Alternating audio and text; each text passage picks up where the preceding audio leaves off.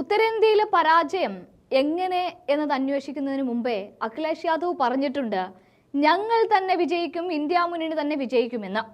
ഇപ്പോൾ എന്താ സംഭവിക്കുന്നത് എന്ന് ചോദിച്ചാൽ BJP-ക്കകത്ത് UP-യിൽ തമ്മിൽ തല്ലാണ് നടക്കുന്നത്. അതും ചെറിയ കുട്ടി നേതാക്കളൊന്നും അല്ല, മുതിർന്ന നേതാക്കളും മന്ത്രിമാരും ഒക്കെ ആയിട്ടുള്ള പരാജയപ്പെട്ടതിന്റെ രോക്ഷം അടക്കി നിർത്താനാവാതെ പരസ്യമായി തമ്മിൽ തല്ലുകയാണ് ഇക്കൂട്ടർ.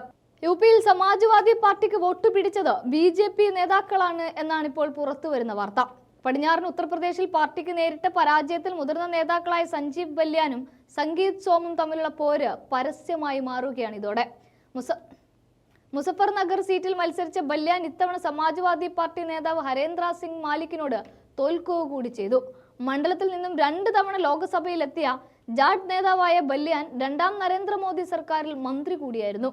സമാജ്വാദി പാർട്ടിക്ക് വേണ്ടി പരസ്യമായി പ്രചാരണം നടത്തിയ നേതാക്കൾക്കെതിരെ BJP നടപടിയെടുക്കുമെന്ന് താൻ പ്രതീക്ഷിച്ചിരുന്നു എന്നാണ് നേരത്തെ മാധ്യമങ്ങളുടെ ചോദ്യത്തിന് ബല്യാൻ കടുപ്പിച്ച് മറുപടി നൽകിയത്.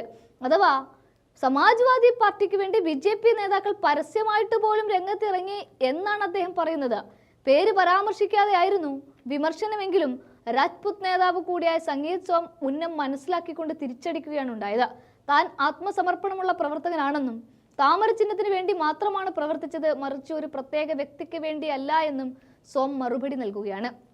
വിവാദം നിലനിൽക്കെയാണ് സോമിന്റെ ലെറ്റർ ഹെഡോട് കൂടിയ വാർത്ത പ്രചരിക്കുന്നതും. ബല്യാനെ കടുത്ത അഴിമതി ആരോപണം ഉയർത്തുന്നതാണ് വാർത്താക്കുറിപ്പ്.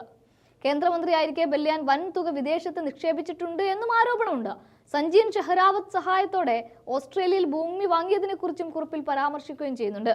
ആരോപണം ബല്യാൻ നിഷേധിക്കുകയും സഞ്ജീവ് ഷെഹ്റാവത്ത് സോമിനെതിരെ മാനനഷ്ടത്തിന് നോട്ടീസ് അയക്കുകയും ചെയ്യുകയാണ്. താൻ ബല്യാനുമായി യാതൊരു ഇടപാടും നടത്തിയിട്ടില്ല, തന്റെ പ്രതിച്ഛായ നശിപ്പിക്കാൻ വേണ്ടിയിട്ടാണ് ഇത്തരം ബാലിശമായ ആരോപണങ്ങൾക്ക് ഉയർത്തുന്നതെന്നും ഷെഹ്റാവത്ത് നോട്ടിൽ പറയുന്നുണ്ട്. എന്തൊക്കെയാണെങ്കിലും ഇന്ത്യ മുന്നണിക്ക് വേണ്ടിയിട്ട്, രാഹുലിന് വേണ്ടിയിട്ട്, അഖിലേഷ് യാദവിനൊക്കെ വേണ്ടിയിട്ട് BJP വോട്ട് പിടിച്ചു എന്നത് പല രൂപത്തിൽ നമുക്ക് മനസ്സിലാക്കാൻ സാധിക്കും. അതായത് വോട്ടിന് മുൻപേ തന്നെ, തെരഞ്ഞെടുപ്പിന് മുൻപേ തന്നെ തമ്മിലടി അകത്തളങ്ങളിൽ ഉണ്ടായിരുന്നു എന്ന്. അതുകൊണ്ടുകൂടിയാവാം ഒരുപക്ഷെ ഇത് മനസ്സിലാക്കിയത് കൊണ്ടുകൂടിയാവാം അഖിലേഷ് പറഞ്ഞത് ഞങ്ങൾ തന്നെ വിജയിക്കുമെന്ന്.